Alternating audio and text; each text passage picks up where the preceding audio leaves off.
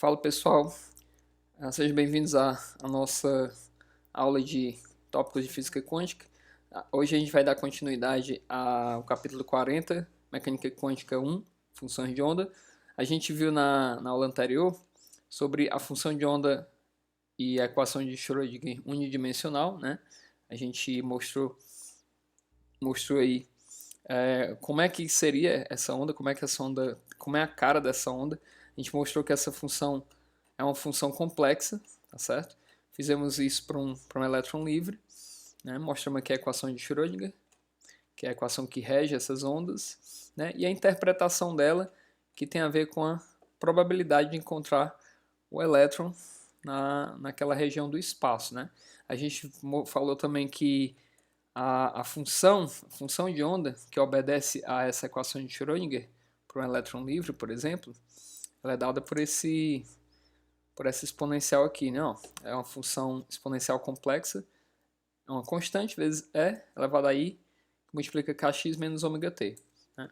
Então, assim, essa função a gente viu que ela é uma função que tem um k bem definido. Esse k está relacionado com o momento linear, ou seja, com a velocidade e a massa da partícula. Então, pelo princípio da incerteza, o k, né, o momento está relacionado ao momento, né? Se eu tenho um k certo, se eu tenho um momento certo, eu vou ter uma incerteza na posição. Então a gente viu que essa função não tinha um local privilegiado, né? Ela se estendia ao longo de todo o espaço e, portanto, a probabilidade de encontrar o elétron ao longo daquele espaço era constante.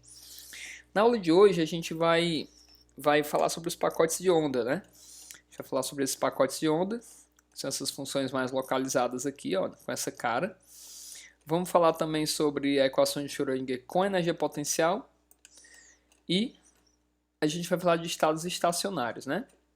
Beleza? Vamos lá. Para dar início, primeiramente, como é que a gente cria um pacote de onda, né? Como é que a gente faz com que uma função que tem essa cara fique mais localizada, igual essas aqui, ó? Como é que a gente faz, né?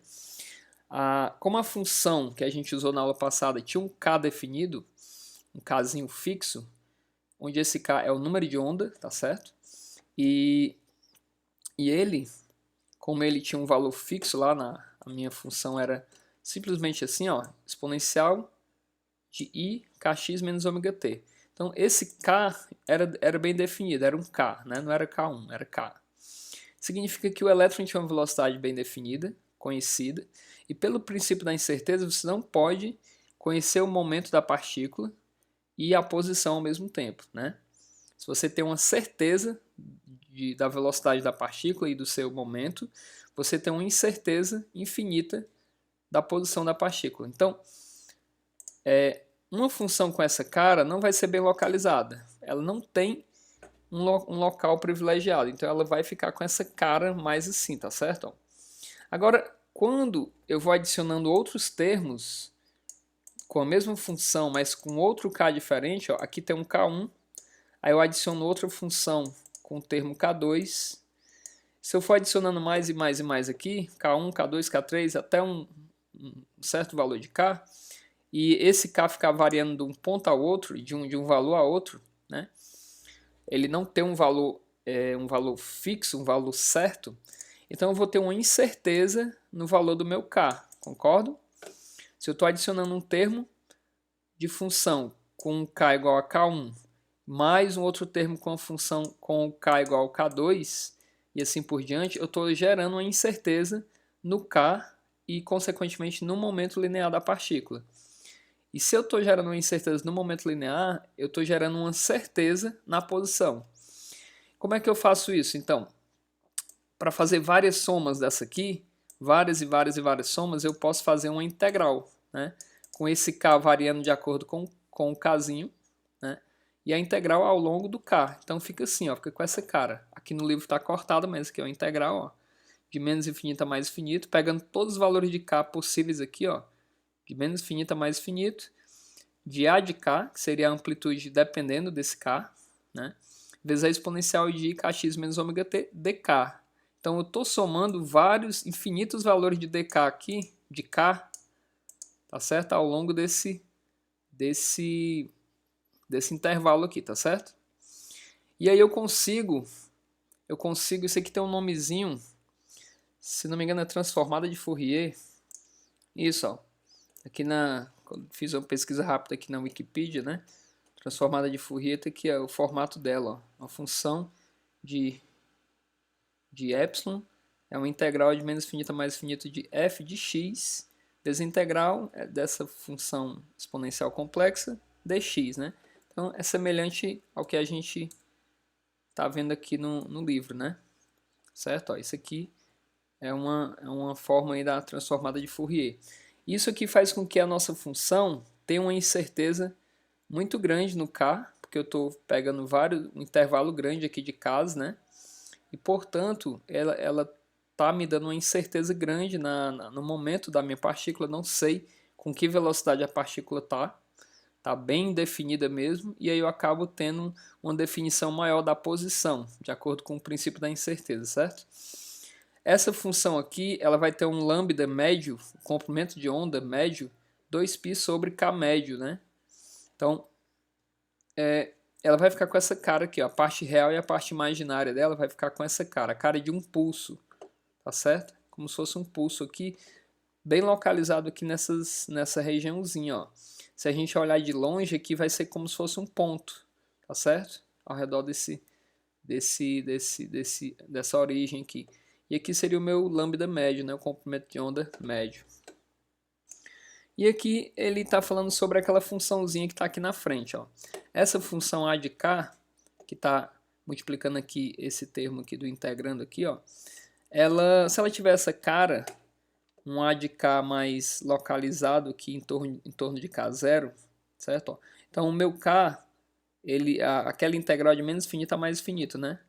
Menos infinito a mais infinito. Mas dependendo dessa função a de k, esses termos vão zerar, ó. Se ela tiver essa cara, esses termos daqui para cá zera, né? Sobra só esse pico aqui em torno de k0. Então, eu tenho uma incerteza em torno desse ponto k0. Então, o meu momento linear, que é h cortado k, né? Ele pode estar por aqui, h cortado vezes esse valor, né? Pode ser esse kzinho menor que k0, pode ser maior, ou pode ser o próprio aqui, né? Ó, em torno desse ponto aqui. Então, eu tenho uma localização de certa forma aqui em torno de k0, com certa incerteza ao redor desse ponto. E aí, a função dessa forma faz com que a minha função de onda tenha uma ampla extensão espacial, né? Se ela estiver bem localizada em torno do k0 aqui, ó, fazendo com que o meu momento fique cada vez mais certo em torno desse ponto, ela aumenta a incerteza na posição. A minha função fica mais larga aqui, ó, mais extensa, né, ao longo de x. Se a minha função a de k for mais ampla ao redor de k0 e tiver uma incerteza maior aqui, então a minha função fica mais localizada em torno desse ponto, tá certo? Obedecendo aí ao princípio da incerteza, beleza? Beleza, agora a gente vai falar sobre a equação de Schrödinger unidimensional com energia potencial. O que a gente viu na aula passada foi uma equação de Schrödinger para um elétron livre. Ela tinha essa cara aqui, né? Ó. Ela tinha essa cara aqui. Tinha esse termo de derivada segunda na posição, com essa constante multiplicando, igual a IH cortado vezes a derivada parcial da função no tempo, né? Isso aqui funcionava para um elétron livre. Já no caso de um elétron preso, que é a maioria das situações reais, né? Um elétron preso a um núcleo de um núcleo atômico, por exemplo, ele tem uma energia potencial prendendo ele ali ao átomo. Então, a equação de Schrödinger, ela é dada por esse valor aqui, ó, por esse mesmo termo que tinha na equação para o elétron livre, esse mesmo termo que também tinha para a equação do elétron livre, e esse termo de energia potencial aqui, que é devido ao potencial que está prendendo o elétron no átomo, por exemplo, tá certo? Se a gente for olhar a lei da conservação da energia, isso aqui é análogo ao termo de energia cinética aqui, ó. esse termo é o análogo à energia cinética do elétron, aqui é o análogo ao termo de energia potencial, e aqui é a energia total, tá certo? Então, essa equação de Schrödinger obedece aí ao princípio da conservação da energia. E se a gente fizer esse U de x igual a zero aqui, a gente cai no mesmo resultado que a gente caiu para o elétron livre, com H cortado ômega aqui no final, ó, e a energia cinética dada, a energia total dada pela energia cinética, né? Aí ele fala aqui, ó, K mais U igual a E, né? O que eu acabei de falar da conservação da energia.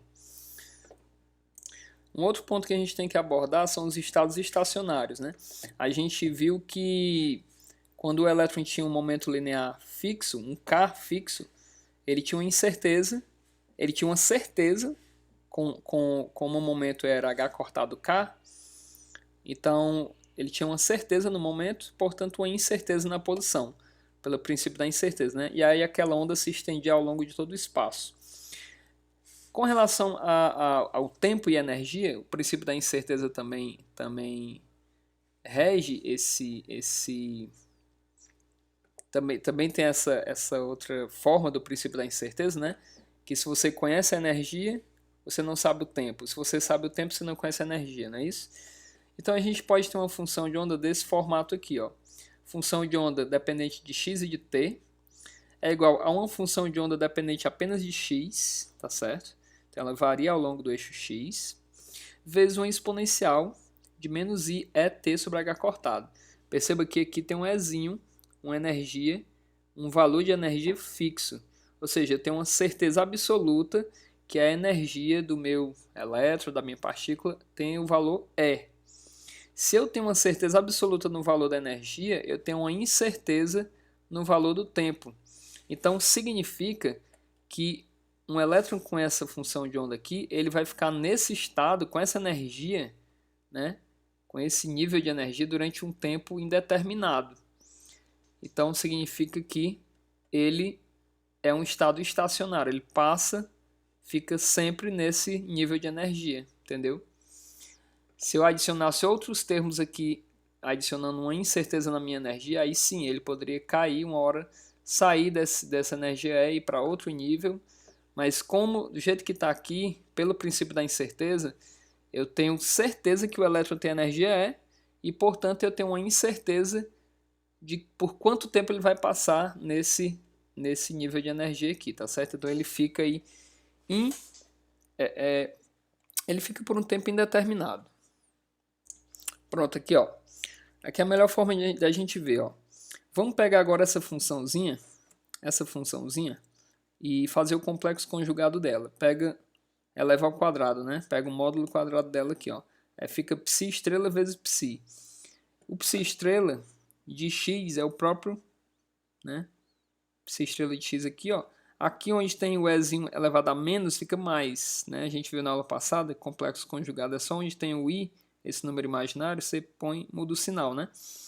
Mudei o sinal desse lado permanece, que é o próprio psi de x, xt.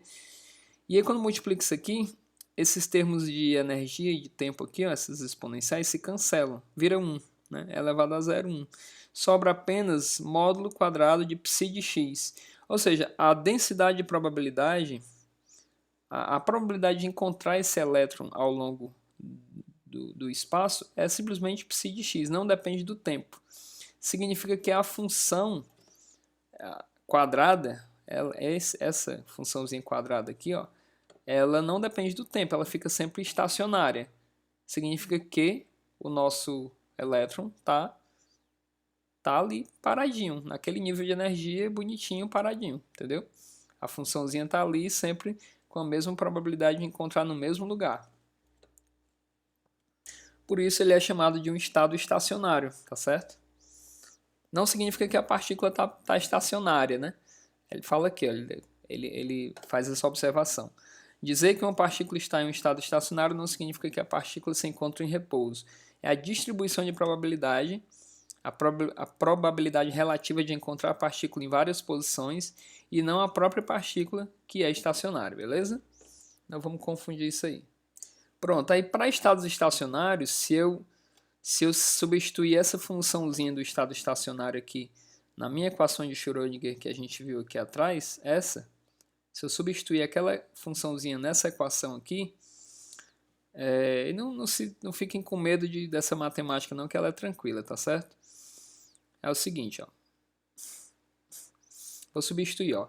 Repete menos h cortado ao quadrado sobre 2m vezes derivada segunda da função do estado estacionário, aqui do elétron estacionário, né? Ó.